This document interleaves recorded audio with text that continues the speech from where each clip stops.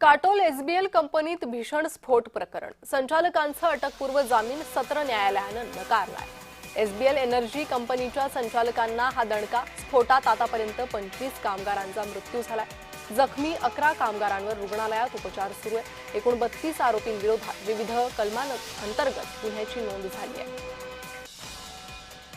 तर स्फोटात आतापर्यंत 25 कामगारांचा मृत्यू झालेला आहे। त्यात कंपनीच्या संचालकासह इतर अनेकांवर गुन्हा दाखल करण्यात आलेला आहे। दरम्यान या सर्वांचा अटकपूर्व जामीन हा न्यायालयानं फेटाळून लावलाय।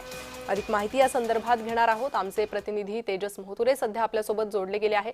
तेजस, अत्यंत मोठा हा स्फोट होता ज्यात कामगारांचा मृत्यू झालेला आहे। मृतांचा आकडा वाढतोय आणि अशात न्यायालयाचा हा महत्त्वाचा निर्णय। काय अधिक माहिती?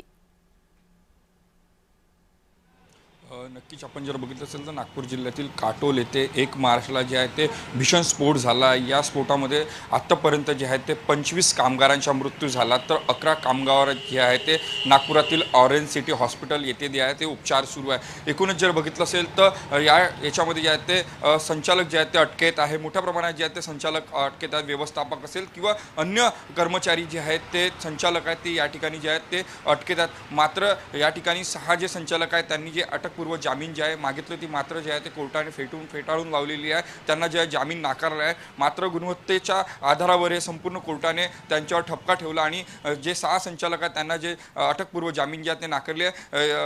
11 जे आहेत त्या कामगारांच्या जे आहे ते उपचार जे आहे ते सुरू आहे। मात्र रोज जे आहे 2 दिवसानंतर जे आहे ते संपूर्ण कामगारांचा मृत्यू होते। त्यामुळे जे आहे ते अजूनपर्यंत जे आहे ते येथील मालक आहेत आलोक चौधरी त्यांना अटक झाली नाही। त्याचा तपास सुद्धा जे आहे ते पोलीस घेत आहे। वेगवान पद्धतीने जे आहे ते संपूर्ण तपास सुरू आहे। मात्र मालक अजूनही जे आहे ते फरार असल्याने जे आहे ते पोलिसाची यंत्रणा सुद्धा जे आहे ते अधिक गती वाढलेली आहे। त्यामुळे मालकाला कधी अटक होणार हे सुद्धा जे आहे ते पाहणं महत्त्वाचं असणार आहे। अगदी तेजस, त्यामुळे या सर्व घडामोडींकडे लक्ष लागलेलं आहे। तुम्ही असेच आमच्यासोबत जोडलेले राहा। आणखी एका महत्त्वाच्या बातमी संदर्भातील तपशील तुमच्याकडून घ्यायचा आहे।